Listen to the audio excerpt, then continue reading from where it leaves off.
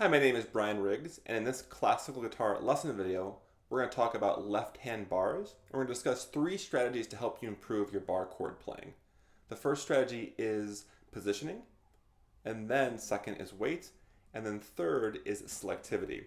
We'll use the very beginning of Fernando Sore's Study in B minor as a musical example. So we'll take a look up close at my left hand to see how we can use these three strategies to help you improve your bar playing so you can play more clearly with less effort.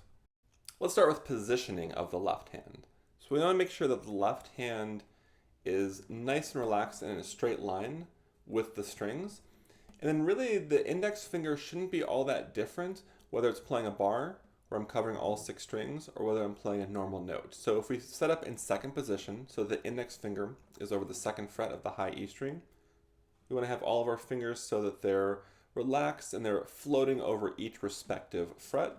And then a really good exercise is to see if you can play the first string on the second fret, and then see if you can keep your hand as still as possible and these other fingers as still as possible, and extend the index finger so it lays over. And we're actually going to do the 5 strings closest to the ground. Not all 6, but just 5, because we'll talk about that later when we talk about selectivity as we look at the Study in B minor by Fernando Sore.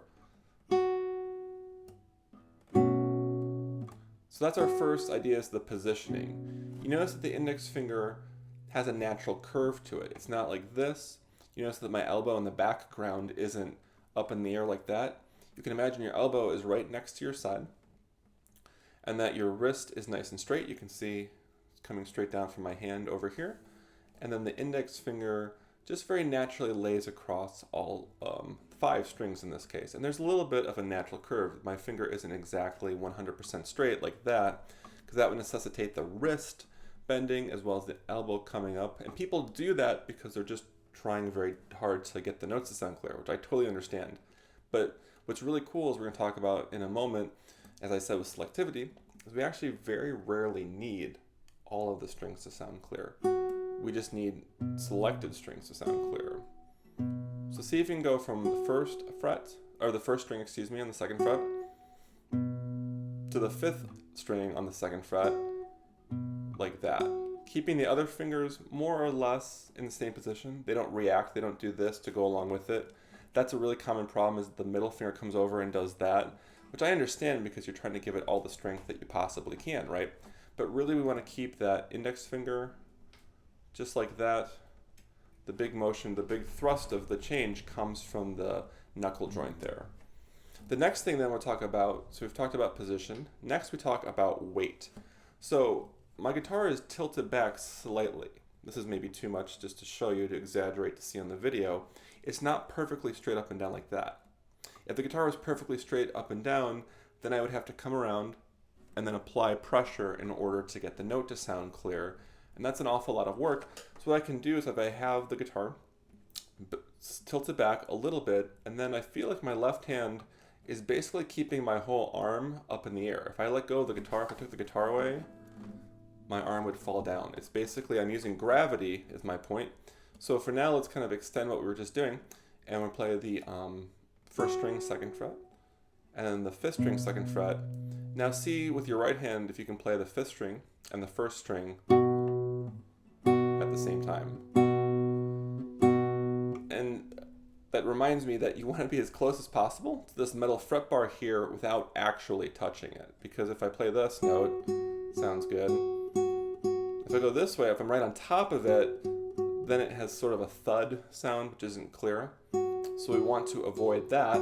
If I go backwards and keep the same pressure, it starts to sound really bad over here because we need more pressure in order to get the string to be pressed down by the fret over here.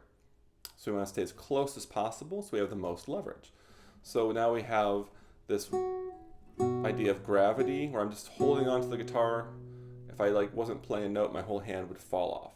That way the weight of my finger and the weight of my hand are going down into the string and actually causing the string to be pressed down, which is pretty cool.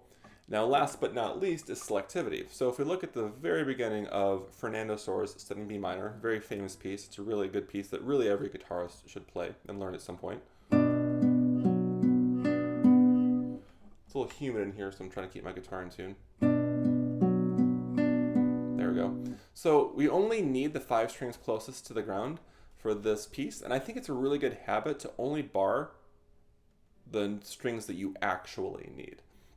Sometimes if it's a difficult piece where you have another bar coming up, possibly there can be exceptions. There's always exceptions in art, but for us, we want to make sure that we're only playing the strings that we actually need. And in this case, the pinky is taking care of the 3rd string, the middle finger is taking care of the 2nd string, and then the ring finger is taking care of the 4th string.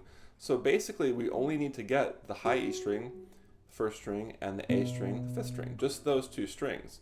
Now we can't be in, we can't go really fast between having the tip of our finger here and then here, so that's why we have the technique of a bar. So we have a bar so we can simultaneously play the 1st string and the 5th string on the 2nd fret, or in this case the 2nd fret, whatever fret the piece may be. So now if we try just the first measure, then we go here, in that particular piece, we're kind of putting it all together. We have the selectivity. We're really only putting the weights. We're finding a place on our index finger where the high E string gets pressed down by your finger nice and clear. Everyone's finger is a little bit different, so you want to avoid putting the string in the fold of your knuckle, because what happens is it goes into the flesh and actually doesn't actually get pressed down because there's nothing pressing it down.